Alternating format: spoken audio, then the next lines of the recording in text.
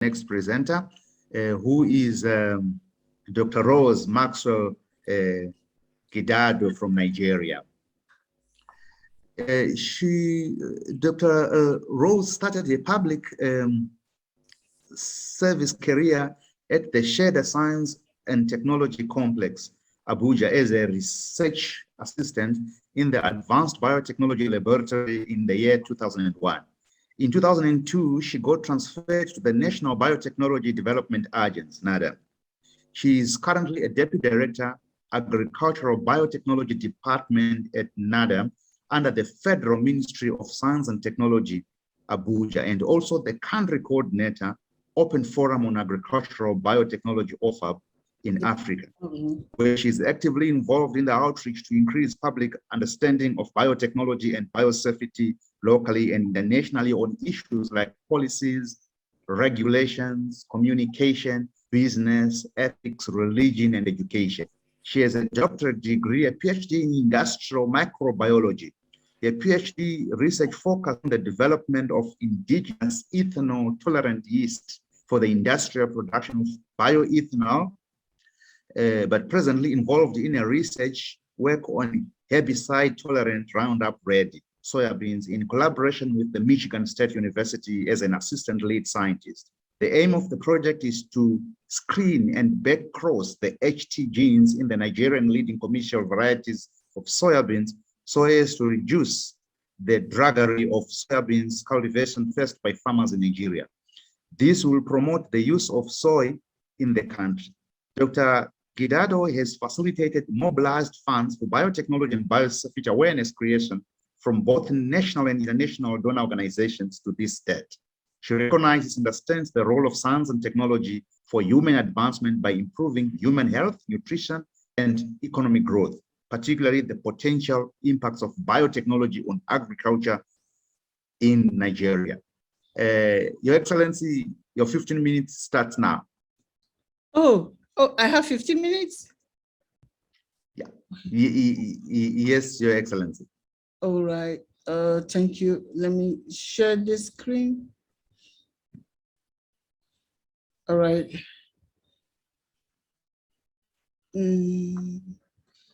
Are you guys seeing? Yes, yes, Excellency. We can see your screen. Yes. All right. I need to put it on PowerPoint mode. Okay. There you are. Thank you. Yeah, I think I've been rightly introduced, so I don't need to go into that. So thank you so much, and good evening, everyone, all the excellencies in the house, all the pastors, the scientists, and all. And thank you for inviting me and making me a speaker at this very important occasion. The topic here is same, building more sustainable global food systems through agroecology and biotechnology.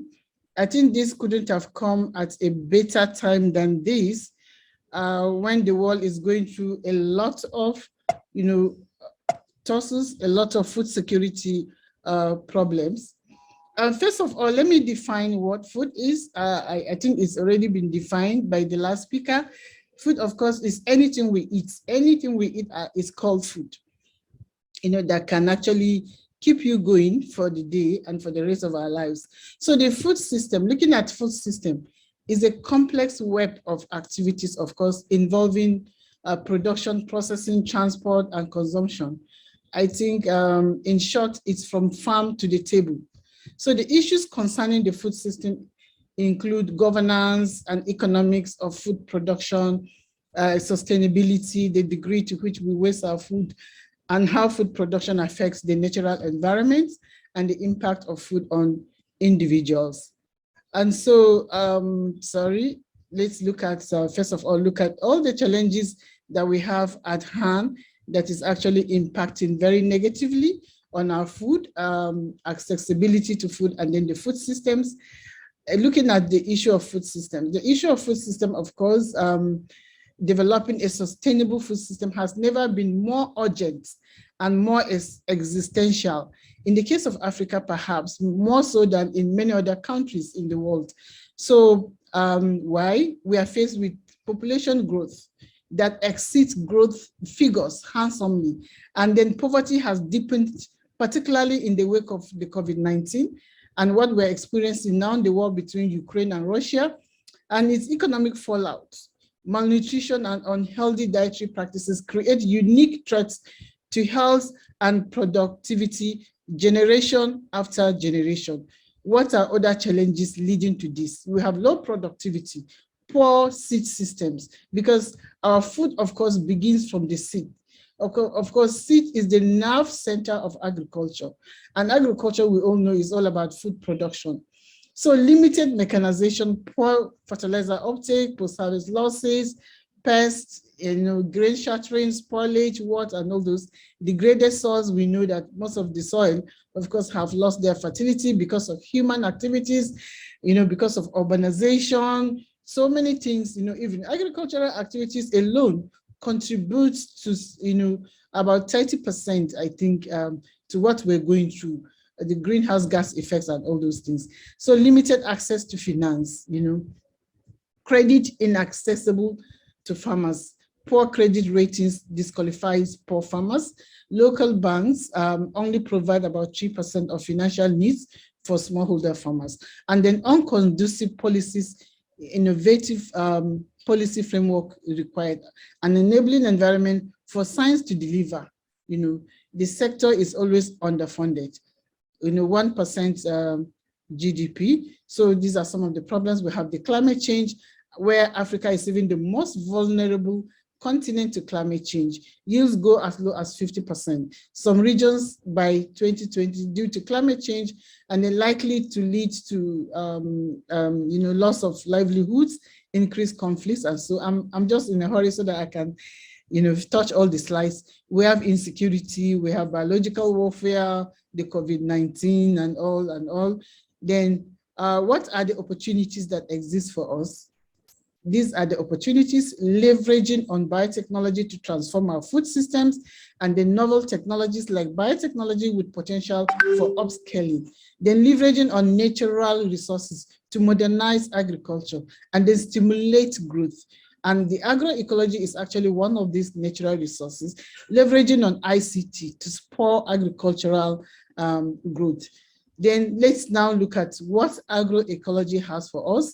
Agroecology is a concept of applying knowledge of ecology to agricultural production systems. And then the concept of agroecology has more often been related with organic farming or regenerative agriculture, which often excludes the use of biotechnology from the list of effective innovations to achieve agricultural goals. But in its sense, it's a traditional biotechnology, because when you're talking about biotechnology, of course, you're talking about the use of living systems, to make or modify other living systems. So there's a whole field of research devoted to achieving these goals. Agroecology, the science of managing farms or ecosystems by working with nature rather than against it.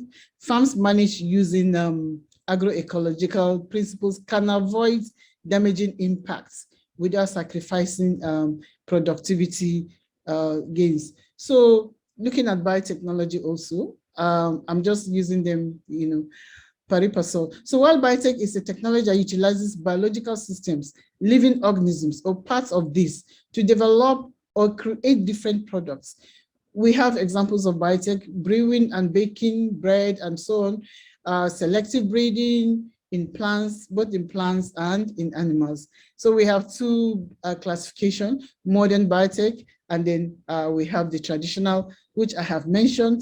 The modern biotech is here: molecular genetics, genetic engineering, giving you transgenic crops, and then vaccine development, tissue culture, and so on and so on.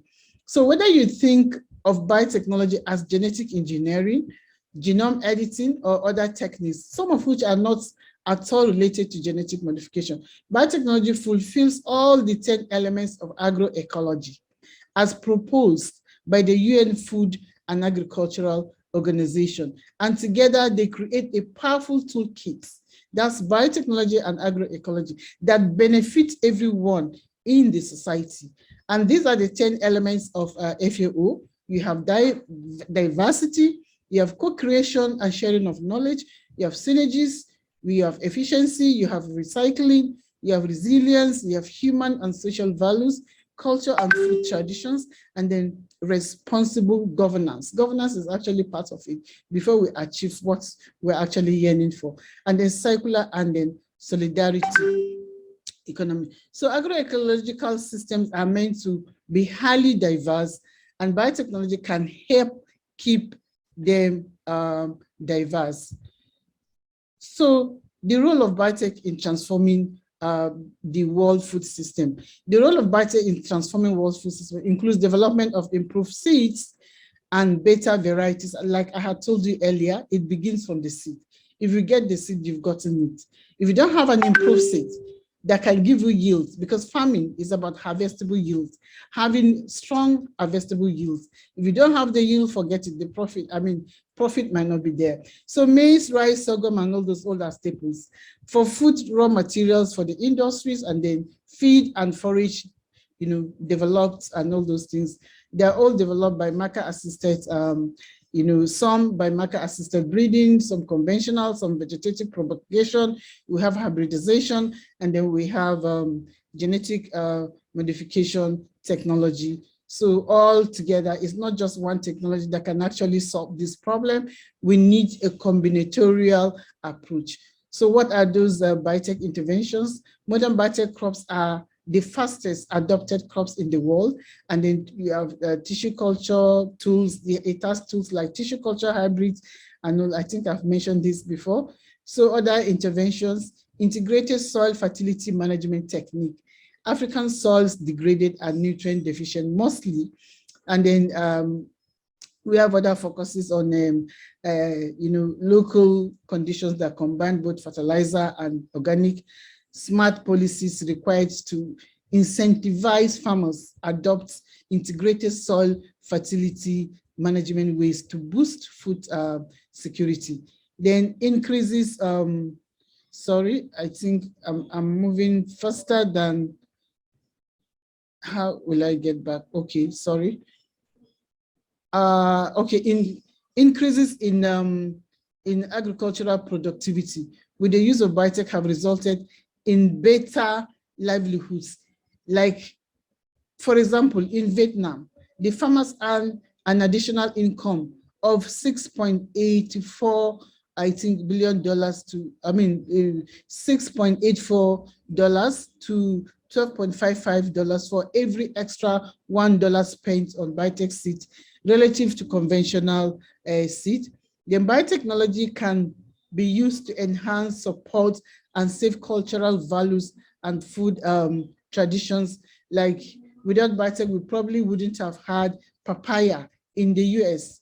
Papaya, in many places of the world, which was saved during biotechnology from a ring spot virus almost 20 years ago. I think a papaya in US suffered ring spot virus, and the traditional breeding could not really solve that problem. They had to use the tool of biotechnology to eliminate that, and now we have papaya available everywhere. So biotech crops can make farming more profitable by increasing crop quality. Quality in the seed, of course, matters a lot, and may in some cases increase yields. The use of some of these crops can simplify work and improve safety for farmers. This allows farmers to spend less of their time managing their crops and more time on other profitable activities. Like some of the biotech crops that have been developed to be insect resistant. Of course, you don't need to buy more chemicals. You don't need to spend more time on your farm spraying and what, because they have been developed to be insect resistant. Most times, number of sprays reduced from 10 sprays down to 2 sprays. And so that's cost saving, health benefits, and then time saving and all, and the yield benefits are there. So biotech crops may provide enhanced quality traits, such as increased levels of beta-carotene in rice to aid in reducing vitamin A deficiencies, and improved oil compositions in canola, soybean, and corn. So crops with the ability to grow in salty soils or better withstand drought conditions are also in the works, and first such products are just entering the market. Like in Nigeria, of course, we have the Taylor maize, which is drought tolerant, which is coming on. It will be commercialized by next year. So such innovations may be increasingly important in adapting to or in some cases helping to mitigate the effects of climate change. So Nigeria is already leading Africa out of food and nutrition security. We have two crops now. We have the pod borer resistant cowpea. Pod borer resistant cowpea is a cowpea that has been developed to resist an insect maruca that actually makes farmers to lose what they have produced, 80% losses and what. And then we have the BT cotton. They have been commercialized. Farmers are excited. Why the application of biotech in beans production? These are the reasons. I don't know if I should go through them. Of course, it's the maruca, which is the most damaging, with yield losses as high as 80%, and they know genetic resistance when the project was started. 15,000 accessions were actually screened. They couldn't find any genetic resistance gene. So chemical spray, ineffective, additional production and what? I mean, the number of sprays usually before a farmer gets, any strong yield, he has to spray like 10 times, and that's capital intensive for the farmers. So this is just like an example of the maruca. The maruca larvae are here. It's a caterpillar, and once you plant the seeds and they germinate and they begin to form leaves and flowers and pods, the maruca comes and eats them. Look at the damages here. I hope you're all seeing. And so the economic benefits of insecticide spray, reduction in insecticide spray requirement from 6 to 8 liters per hectare to 2 to 3 liters per hectare at 1,200. I think this has not been updated. The money is now more than this, and which leads to 5,400. Reduction in production cost per hectare planted with PBR cowpea. If of the 3 million hectares, 1 million is planted to PBR cowpea, the cost savings of insecticide is 16 billion and 200 million naira, 16 billion 200,000 million naira, or 200 million naira annually. And this is more than this now because of the inflation in the country and the devaluation of naira. So it's quite a lot of cost savings. It's 5 years of granting commercial approval to these transgenic crops. The 4 years of commercial approval for PBR cowpea and cotton, no ill report of ill health, toxicity, allergenicity, or genicity, or other forms of poison reported. So its safety, of course, is ascertained.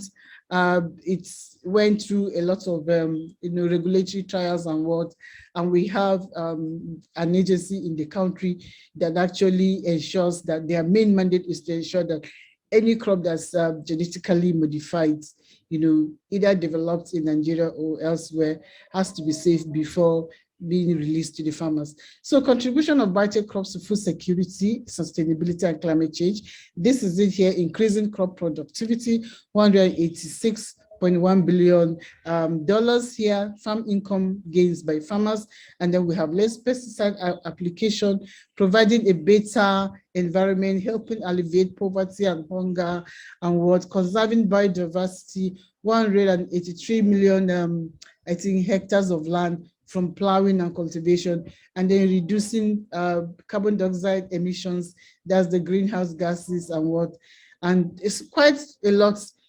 You can use this as your resource material. And then others, of course, nutrient supplementation. We have abiotic stresses, resistance, like droughts, floods, and all those things. Industrial biotech to boost production, the biofuels, healthcare, food processing, fuel from waste, and then many more that cannot be listed here.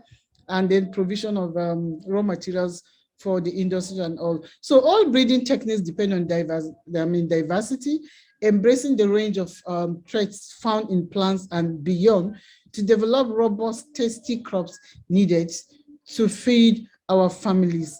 And then we have resource estimates here, improve economic and trade policies, terms of trade and incentives for farmers to adopt new technology. We need that. And then discriminatory agricultural trade reduces farmers' earnings. Countries that have improved their policies have seen a transformation in their agriculture. And then we have resource estimates in the area of human capital. High literacy levels means rapid adoption of new technologies and innovations.